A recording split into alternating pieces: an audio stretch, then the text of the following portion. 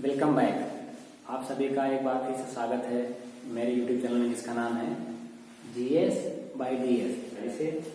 पहले समझते हैं समास क्या है। समास का जो शाब्दिक अर्थ होता है, इसका अर्थ होता है संक्षेप। इसका अर्थ क्या होता है? संक्षेप। समास और संधि में आपको बेसिक पता होना चाहिए क्या फर्क है। संधि दो वर्णों के मेल से होती है और जो समास है वो शब्दों का मेल होता है। तो जब किसी दो शब्दों को या दो से अधिक शब्दों को हम लोग संक्षेप में कह देते हैं तो वहां पर समास होता है। सबसे पहले देखिए, आप सभी लोग किताबों में देखे होंगे कि नंबर 1 पे अव्ययी भाव समास लिखा होगा, लेकिन मैंने पहले तत्पुरुष समास लिख दिया है। इसके पीछे रीजन है, इसको हम एक एक करके क्रम से समझेंगे। आगे हो या पीछे बात वही रहेगी। सबसे पहले हम लोग समझते हैं समास कितने भेद हैं। समास के 6 भेद हैं। पहला तत्पुरुष समास। तत्पुरुष समास, इसकी पहचान क्या होती है? इसमें जो है कारक चिन्हों का लोप हो जाता है। कारक चिन्हों का लोप हो जाता है, यानी कारक चिन्ह, जैसे आप सभी लोग जानते हैं विभक्तियां 7 होती हैं, संबोधन को लेकर 8। तो सातों विभक्तियों का चिन्ह होता है। जैसे पहले कर्ता का चिन्ह ने, दूसरी विभक्ति कर्म, उसका चिन्ह को, तीसरी विभक्ति करण, उसका चिन्ह होता है से के द्वारा, चतुर्थी विभक्ति होती है संप्रदान, उसका चिन्ह होता है के लिए, पंचमी विभक्ति अपादान, अपादान का चिन्ह होता है से, अलग होने की स्थिति में। षष्ठी विभक्ति संबंध, उसका चिन्ह होता है काकी के, रारी रे, और सातवां होता है अधिकरण। सातवां अधिकरण है, उसका चिन्ह होता है में, पै अथवा पर। तो सातों विभक्तियों के जो कारक चिन्ह हैं उनमें से केवल 6, पहला को छोड़ करके, द्वितीय विभक्ति से लेके सप्तमी विभक्ति तक के जो चिन्ह हैं उनका लोप करके अगर शब्दों को बनाया जा रहा है तो वहां पर तत्पुरुष समास होगा। इसी प्रकार से तत्पुरुष समास के भी 6 भेद हो जाते हैं। कर्म तत्पुरुष, करण तत्पुरुष, संप्रदान तत्पुरुष। इस तरह से विभक्तियों के नाम पर तत्पुरुष समास के अलग अलग भेद हो गए हैं। जैसे मैं कहूं कि राजधर्म, तो इसका मतलब क्या आ गया? हमने लिखा यहाँ पर राजधर्म। इसका पहचान देखिए, एग्जाम्पल है राजधर्म, राजा का धर्म, यानी यहाँ पर षष्ठी विभक्ति है, अर्थात ये जो है संबंध तत्पुरुष है। इसके बाद दूसरा जैसे राजपुत्र, राजपुत्र हो गया। और भी ऐसे आपको मिल जाएंगे, जैसे मदान, मद से अंधा। ठीक, इस तरह से जैसे आपको ज्यादा है, मान लीजिए पाठशाला हो गया, पढ़ने के लिए शाला अर्थात पाठशाला, यानी जिसमें सब जो है विभक्तियों के कारक चिन्हों का लोप करके बनाया जाएगा, वो हो जाएगा तत्पुरुष समास। दूसरा कर्मधारय। कर्मधारय में प्रथम पद होगा विशेषण। प्रथम पद क्या होगा? विशेषण होगा। इसमें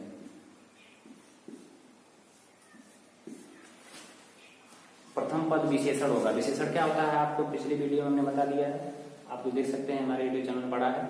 विशेषण मतलब वे सारे सभी शब्द जो संज्ञा अथवा सर्वनाम विशेषता बताते हैं। जैसे मान लीजिए हो गया सु, माने सुंदर होता है। अब यहाँ पर इसके बाद कोई भी संज्ञा लिखेंगे, जैसे सुपुरुष लिख देना, कर्मधारय हो गया। फिर मान लीजिए महात्मा, महात्मा मतलब महान है जो आत्मा, सुपुरुष मतलब सुंदर है जो पुरुष। मंद बुद्धि, मंद बुद्धि, सुपुरुष, महात्मा, मंद बुद्धि। इस प्रकार से ऐसे पद जिनके शुरू में विशेषण रहेगा, बाद में जो है सर्वनाम या संज्ञा, वो क्या हो जाएंगे आपके? कर्मधारय समास। ठीक, कर्मधारय समास और बहुब्रीहि समास। अब देखिए बहुब्रीहि समास कैसे। बहुब्रीहि समास में हम जब देखेंगे तो बहुब्रीहि समास जो उनका शब्द का अर्थ निकल रहा है उससे परे उसका अर्थ होगा, यानी दो शब्द को मिलकर बनाया जाता है। मान लीजिए इसमें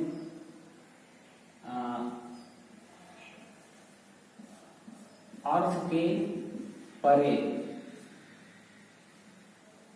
अर्थ, यानी इनके शब्दों का जो अर्थ होगा उससे हट करके एक तीसरा अर्थ होगा, किसी विशेष व्यक्ति या विशेष वस्तु के लिए प्रयोग किया जाएगा। जैसे मान लीजिए हमने लिख दिया यहाँ पर पंकज,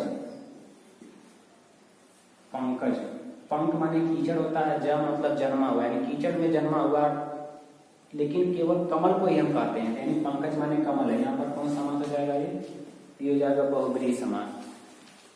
इस तरह से पंचमुख,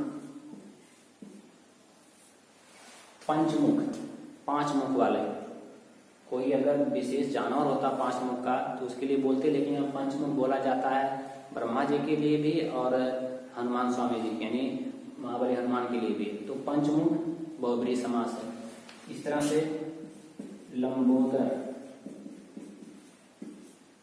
लंबा है उदर जिसका, और लंबोदर यानी हाथी का भी पेट लंबा होता है, भैंस का भी पेट लंबा होता है, बड़ा होता है, तो क्या उनको लंबोदर कहेंगे? नहीं। लंबा है उदर जिसका, या केवल गणेश जी को कहा जाता है, तो लंबोदर क्या हो गया? बहुब्रीहि समास हो गया।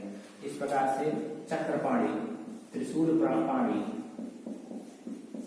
जिसके हाथ में चक्र हो, विष्णु जी, त्रिशूलपाणी, यानी ऐसे बहुत सारे आपको मिल जाएंगे ऐसे शब्द जिनका जो मेन अर्थ होगा वो किसी विशेष व्यक्ति के लिए या विशेष वस्तु के लिए किया जाएगा। पंचानन जिसे में हो गया, या कह सकते हैं दशानन। दशानन किसके लिए प्रयोग किया जाता है? 10 मुख वाला, दशानन, दशानन यानी 10 मुख वाला। कौन है? रावण, केवल रावण के लिए प्रयोग किया जाता है। ये जो है बहुब्रीहि समास हो गया। द्विग समास, देखिए द्विग में यहाँ पे लिखा है द्वि, ये हो गया द्वि। द्वि क्या है? द्वि मतलब होता है दो। ये क्यों बता रहे हैं? ये गिनती है जिसमें, यानी जिस शब्द में प्रथम पद कोई संख्यावाचक होगा, यानी प्रथम पद संख्यावाचक, संख्यावाचक, प्रथम पद क्या होगा? संख्यावाचक। लेकिन ये ध्यान रहे, संख्यावाचक पद होने के बावजूद भी अगर उससे किसी तीसरे का अर्थ निकलेगा तो वो बहुब्रीहि समास हो जाएगा। जैसे यहाँ पर पंचमुख था, इसका प्रथम पद पंच यानी 5, ये द्विग समास नहीं होगा। जैसे यहाँ पर दशानन, ये भी पहले क्या है? 10 यानी संख्या है, लेकिन वो कौन सा? द्विग समास नहीं होगा, वो होगा बहुब्रीहि समास। जैसे हम यहाँ पर गिनती कर देते त्रिभुज, त्रिभुज क्या है? पहला त्रि माने 3, इसका मतलब होता है 3। जो पहला जो अक्षर है, पहला जो शब्द है त्रि, त्रिभुज, 3 भुजाओं का समाहार। इसके बाद चतुर्भुज, पंचभुज सब आ जाएगा। इसके बाद चौराहा, चौराहा 4 रास्तों का समाहार, चौराहा हो गया। ये 4, इसका मतलब होता है 4, यानी गिनती आ गई, पहला पद गिनती आ गई। इसके बाद नवरात्रि, नवरात्रि यहाँ पर पहला पद यानी 9, गिनती आ गई 9। तो हम कह सकते हैं कि ऐसे शब्द जिनमें प्रथम पद संख्यावाचक होगा वो क्या हो जाएगा? द्विग समास। द्वंद्व, द्वंद्व, द्वंद्व का मतलब होता है विरोधाभास, द्वंद्व हो, छिड़ गया, झगड़ा हो गया, द्वंद्व। अब यहाँ पर दोनों पद प्रधान होंगे,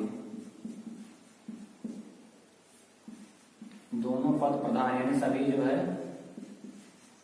प्रथम पद द्वितीय पद दोनों मुख्य होंगे। कोई इसमें गौड़ अर्थात तुच्छ या छोटा नहीं रहेगा, दोनों अपने आप में अच्छे होंगे, जिससे दोनों पद प्रधान होंगे।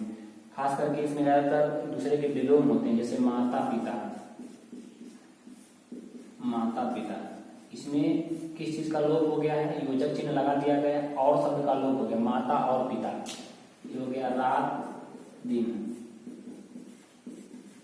रात दिन, रात और दिन, इसका तात्पर्य रात और दिन। इस तरह से सुर और असुर मिलाकर हो जाएगा सुरासुर। सुर और असुर दोनों के एक दूसरे के विपरीत हैं। तात्पर्य यह है कि इन दोनों में दोनों पद प्रधान होंगे, कोई किसी से कम नहीं है। ठीक, तब द्वंद्व होता है, जब दोनों लोग बराबर रहते हैं तब द्वंद्व होता है, कोई कमजोर रहेगा द्वंद्व नहीं होगा। अव्ययी भाव, इसका जो प्रथम पद है वो अव्यय होता है, यानी अविकारी, क्या कर सकते हैं, प्रथम पद गौड़। गौड़ का मतलब होता है कम मूल्य का, यानी उसकी वैल्यू कम रहती है, बस ऐसा नहीं कि उसकी एकदम वैल्यू नहीं होती है। प्रथम पद गौड़ होता है, यानी उसका कोई थोड़ा जो मुख्य पद है उससे कम वैल्यू होती है। जैसे मान लीजिए हम लिखते हैं यथाशीघ्र, यथाशीघ्र, यथासंभव, यथाशक्ति,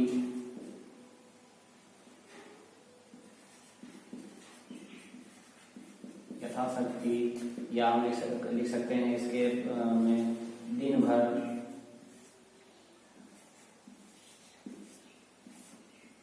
भरपेट। इसमें देखिए ये जो है गौड़ है, ये भी सही है, ये वाला पद गौड़ है, भरपेट। इस तरह से आप जो है 6 समास का पहचान कर सकते हैं आसानी से। तो वीडियो ज़्यादा लंबी ना, इसके लिए यहीं पर विराम लेते हैं। इसी तरह से वीडियो पाने के लिए चैनल को सब्सक्राइब अवश्य करें और वीडियो को लाइक जरूर करें। मिलते हैं नेक्स्ट वीडियो में, तब तक के लिए जय हिंद, थैंक यू।